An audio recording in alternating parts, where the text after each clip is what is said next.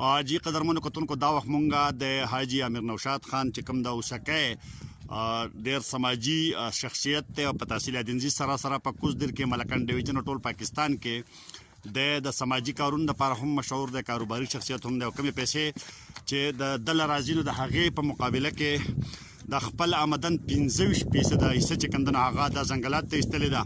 دا وخت د اوسکی غر دی او دلته کې دا کسان راغلي دي او ځنګل نالایي خپله د نرسري کړې ده. 1 لاک بوټي د محکمه فارسټ کوزدیر ته ورکړي دي او د اوسکی په دې غر کې نالایي چې ورسره به د دې غر ښایست چې کوم دی نو هغه یو په دوه شي. دا وخت زموږ ډي ایف او صاحب چې کوم دی او عبدالواحد باچا رینج فارسټ آفیسر او د کوزدیر ډي ایف او چې دی نو هغه هم راغلی دی. حاجي امیر نوشاد صاحب هم موجود دی. دا کم کسان چې دلته رابوټي نالایي هغه هم راله او دغه شانته دا تاسو ګورئ مونږه د پوینټ ته راختلي یو. د دې ځای نه د اوسکی ډېر ښایسته ماحول چې کوم دی نو دا هم ښکاري. دلته ډېره ترخه هوا لګي. دا د دې ځای نه ادینزی او مخامخ چې کوم دغه د لړم غر دی، بیا دا لاندې د اوسکی کلی دی او دغه شانتې هغه بیا چیخو ټیسو او دغه شانتې بیا دا سلسله چې کوم دی نو دا دلته کې را رسېدلې ده. دا ډېر ښه پوینټ دی، ډېر د چکر پوینټ دی. ډي ایف او کوزدیر مراد خان ورسره عبدالواحد باچا او دغه شانتې دلته کې د دې بوټو د نالولو پرانیسته چې کوم دی نو هغه کېږي. حاجي امیر نوشاد خان په خپلو پیسو باندې کومه نرسري لګولې ده، په هغې کې د اوسکی غر نالیږي او محکمه فارسټ چې کوم دی نو د کوزدیر هغې ورسره هم دي. د دې غر یو خپل خوند دی. دې کمر ته تاسو وګورئ ډېر په ښایسته انداز باندې چې کوم دی نو داسې راټوله شوی دی.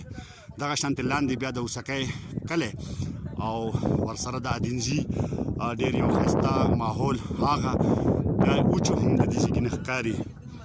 ډېر ښایسته کمرې چې کوم دی نو هغه دلته کې دي او دا یو هسې ډېر خوند ورکوي شی دی. لکه دا کمر تاسو وګورئ ډېر د چکر دپاره سړی حیران شي چې دا د قدرت نظارې دي او دغه شانته د پلنو کمرو ته بیا ورسره لاندې دا نور چې کوم کمران دي او کوم دغه دي ډېر د دې ځای ډېر ښایسته ښکاري.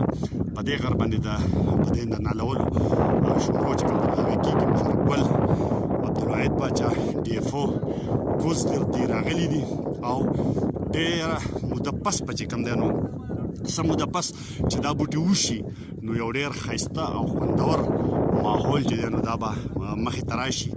دا شړ غرونه دا به ځنګل شي او د دې سره به چې کوم دی نو دلته بیا اوس هم خلک چکر له او دغه له راځي، خو بیا به هم دلته چکر له او خوندونو اخیستو له خلک راځي. دلته به راخیږي.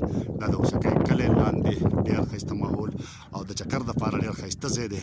دا د کمرو یو داسې انداز باندې دا کمرې د دغه نه خالي شوي دي، د کاڼو نه د خاورو نه او ډېر په ښایسته انداز باندې پرتې دي. سمسې پکې هم دي. ډېر د هېرېدونکی غونته ځای دی، ایډونچر دی. دا د اوسکی نه بره چې کوم غر دی دا دی او دا ډېر خوندور ځای دی. پکار ده چې دلته کې خلک ځنګل له هم ترقي ورکړي او د سره دلته کې چې کومې چینې دي، کوم نور څیزونه دي هغې له هم ترقي ورکړي او دا د ترقۍ سفر مخ په وړاندې لاړ شي او دا ځایونه د سیل دپاره د سیاحت دپاره دغه وبیاموي.